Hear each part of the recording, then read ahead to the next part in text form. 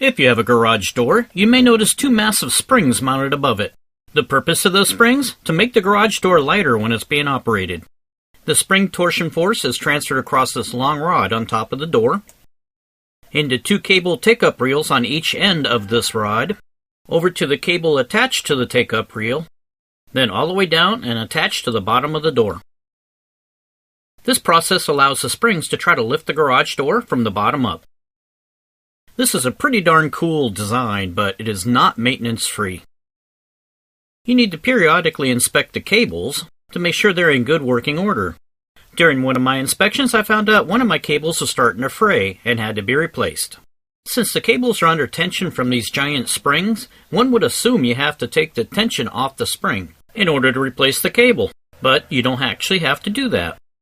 In this video, I'll show you how I change my cables while leaving the tension on the springs.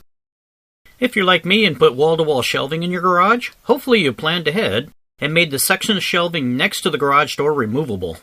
This is because you need to be able to access the outside of this garage door track to do any kind of maintenance. So, with a couple minutes work, I have access now. When you purchase replacement cables, they come as a set. You can get different thickness cables depending on how heavy your door is, and it's based on how tall your door is.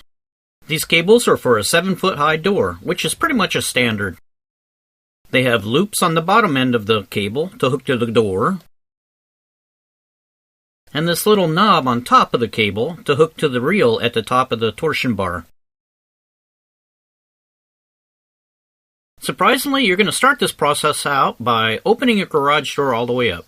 If your springs are adjusted properly, you can gently push up on the door, then use vice grips on the door track to hold it in place. This will remove all tension on that cable, allowing you to remove it. First thing you do is disconnect the loop from the bottom of the garage door. Gain access to the outside of the garage door track, and uncoil the old cable off of that spool. Make sure you wear gloves in case your cable is frayed like mine was. Oh, and safety glasses is a must when you're flipping this cable around.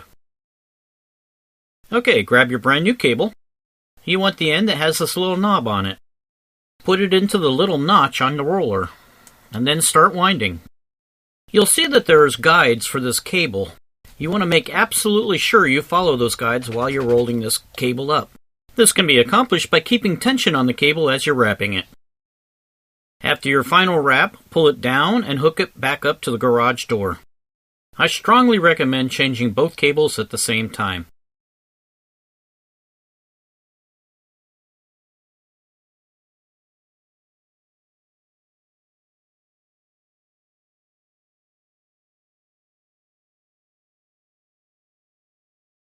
After the cables are changed, don't forget to remove the vice grips. So, what if your springs aren't adjusted properly, or one of your cables stretched a little bit? You won't be able to use hand pressure like we did on the other side to remove the tension on that cable. Here's a workaround for that problem. OSHA, please tune out at this point. I used a pipe wrench on the torsion rod, then temporarily held it in place with a 2x4. Making sure I stay clear of everything that can move, then I can go down and put my vice grips in. Now you can remove the cable on the door and finish up the job. Well, thanks for watching.